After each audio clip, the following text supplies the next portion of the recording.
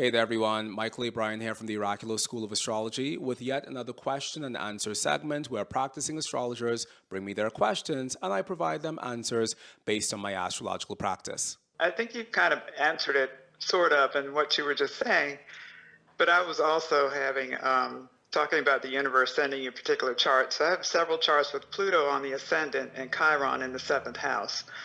And so I just wanted to get your take on, well, first of all, let me ask you this. So I'm looking at not just the first house, but the fourth house, because all three, at least the three that I have, had challenging childhoods. And so one very challenging. She had her father and mother in the 12th house.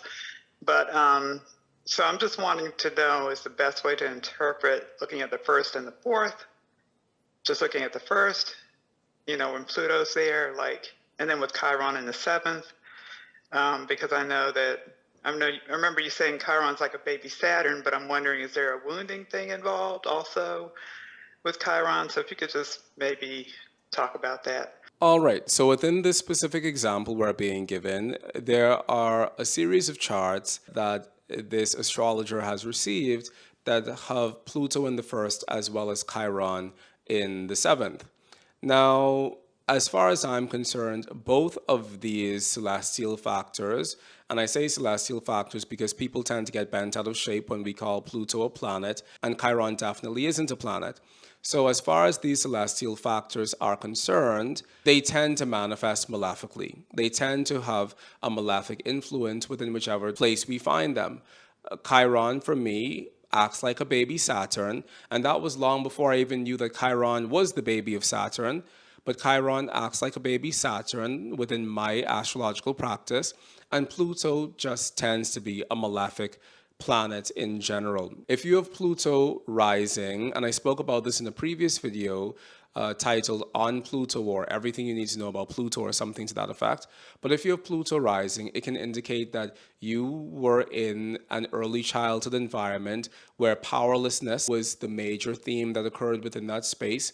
And perhaps later on in life, this theme of powerlessness has become such a major source of fear for you that you have chosen to be powerful within all of your endeavors as a means of never being powerless again.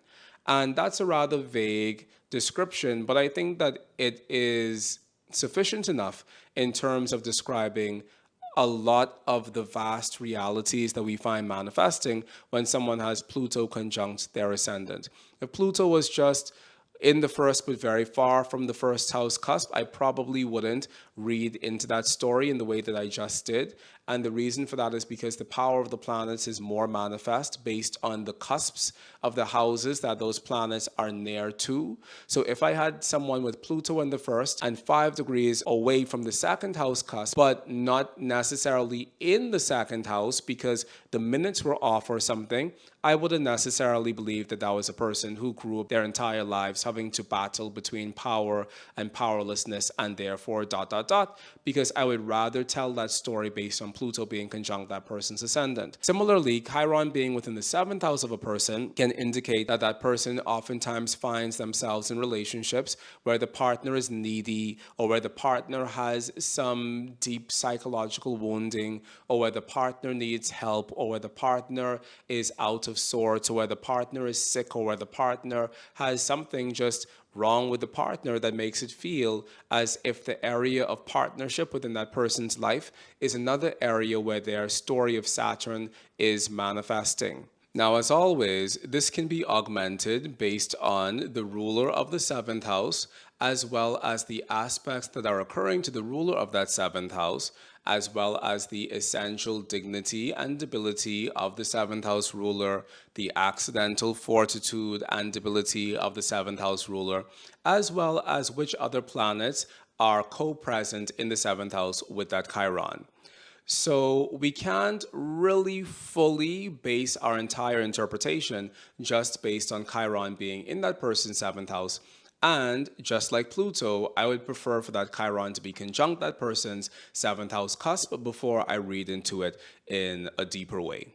I hope you enjoy our Q&A segment, and if you have astrological questions that you'd like for me to answer, then please feel free to share them in the comment section down below.